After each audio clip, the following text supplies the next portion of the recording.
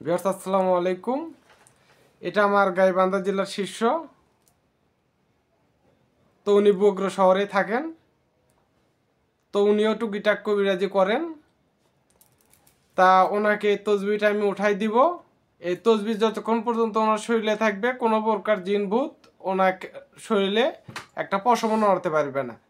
101টা জিন থাকবে, 101টা জিনের সর্দার থাকবে।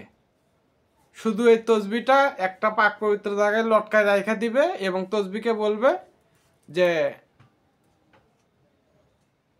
পৃথিবীর যে কোনো জায়গায় কাজ করতে পারবে, একটা জিনের রুগী ধরছে ওইটা ধরে নিয়ে আসো।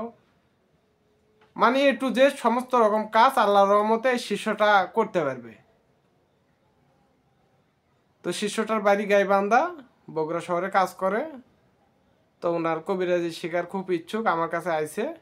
তো তাকে আমি এই তসবিটা তুলে দিতেছি। তিনি আজ থেকে এই তসবি দিয়ে বাচ্চা কান্না, যাদের বাচ্চা হয় না, বাড়ি বন্ধ, শরীর বন্ধ, জিনভূত ধরে নিয়ে আসা, জিনভূতকে জেলখানায় বন্দি করে রাখা, সমস্ত কাজ করতে পারবে এ টু জেড।